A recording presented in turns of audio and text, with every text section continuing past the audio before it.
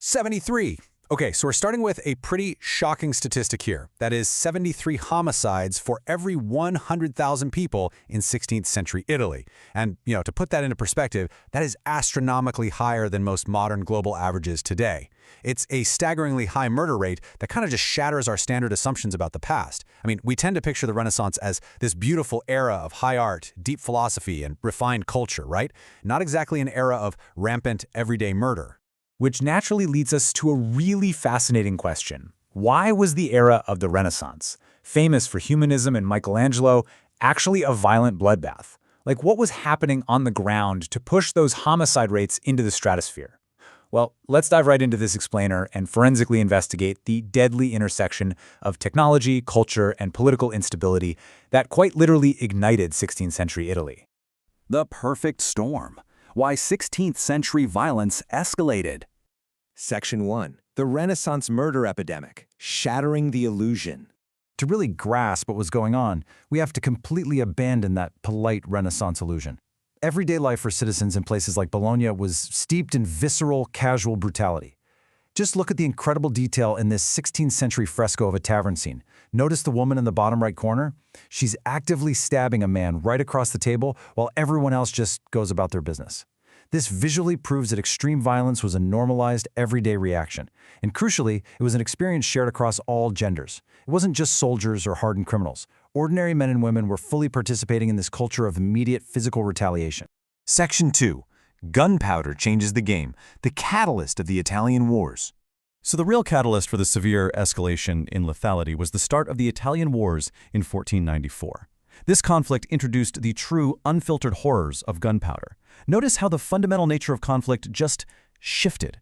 We went from the ponderous, slow, and honestly often indecisive clashes of medieval combat straight to a fiercely lethal, sudden meat grinder of early modern gunpowder battles.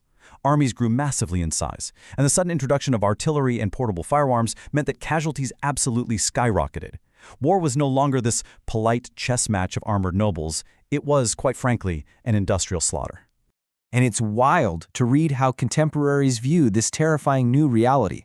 The 16th century historian Francesco Guicciardini actually described these gunpowder weapons as more diabolical than human. I mean, imagine being a civilian witnessing this for the very first time. Armies could now lay waste to entire kingdoms in a fraction of the time it used to take to conquer a single village. The shock to the cultural system was absolute. Section 3. The firearm goes civilian. The rascal with his fire stick. Now, as the Italian wars raged on for decades, something else happened. Unpaid, demobilized soldiers started bringing these lethal weapons home. Cheap guns started pouring out of major manufacturing centers straight into civilian hands. And let me tell you, the ruling classes were absolutely horrified by this. Just listen to the bitter disdain in this quote from the French soldier Blaise de Montluc. He was lamenting the death of a noble knight, calling it a very great loss, because this noble was struck down not in a glorious sword fight, but by a lowly rascal or peasant with his fire stick. For the elites, this violated every single rule of honorable combat. You see, firearms terrified the ruling class because they completely democratized lethality.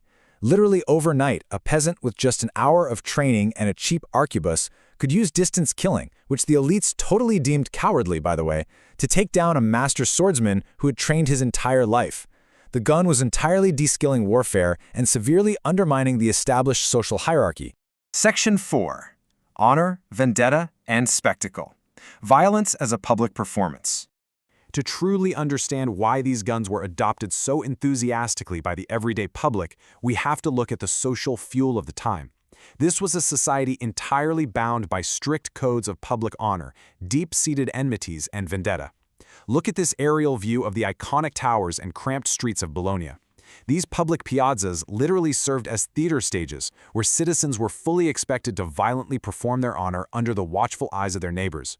If you were insulted, you couldn't just brush it off. You had to physically and publicly reclaim your reputation, and this incredibly tight urban architecture provided the perfect amphitheater for it. Actually, I found this incredible true crime anecdote from the 1563 Toroni criminal records in Bologna that shows just how insanely sensitive this honor code really was. A local blacksmith actually shot a nobleman, Signore Hippolito Ravaiallio, in a public shootout, and the trigger for this lethal violence? The nobleman simply refused to tip his hat. Can you believe that? Over a hat! It just goes to show how deadly even a perceived slight to someone's public standing could be. Section 5. Bandits and broken authority. A state losing control. So all this massive, honor-driven violence collided directly with a weak papal state that was desperately trying to force its authority onto a rebellious Bolognese population. And the result? 917. That staggering number represents the people executed by Bolognese authorities between the years 1540 and 1600 alone. It's an incredibly high rate of capital punishment, and it perfectly illustrates a failing, insecure state executing a desperate and bloody crackdown to try and wrest control back from heavily armed factions. The ultimate symptom of this broken authority was the rise of the early modern bandit. Now, these weren't just thieves hiding in the woods. They were fashionable outlaws who adopted the new wheel-lock gun as a core identifying symbol. They wore firearms slung boldly over their shoulders as a loud, literal fashion statement. Many would walk around with 3 or 4 guns holstered simultaneously, operating as highly visible, heavily armed symbols of anti-state defiance. Talk about making a statement, right? Section 6. The gun as a message. The soundscape of defiance. And here is perhaps the most surprising revelation about this entire era. 16th century guns were actually incredibly inaccurate, wildly unpredictable, and highly prone to misfire. Honestly, if you wanted to guarantee someone's death, a dagger in a dark alley was a much, much better bet. So why choose the gun? Well, because its true power was theatricality. The loud, intimidating, thundering crack of the arquebus was a tool for social expression. It was used to violently negotiate social space, publicly shame rivals, and project absolute power. Historical records show countless confrontations where guns were drawn, aimed, and fired without actually hitting anyone. The real message was the noise, the smoke, and the sheer audacity of wielding a weapon that terrified the ruling elites. As we wrap up this explainer, I want to leave you with a thought that really connects this 16th century history to our lives right now. History shows us over and over that disruptive technology always challenges existing power structures and democratizes capabilities that were once held exclusively by the elite. So, looking around at the digital and technological revolutions happening today, what is our modern equivalent of the peasant's fire stick? What new tool is terrifying the establishment and reshaping our own social order? Think about that for a second. It's a lot to chew on. Thanks for joining me on this explainer, and keep exploring.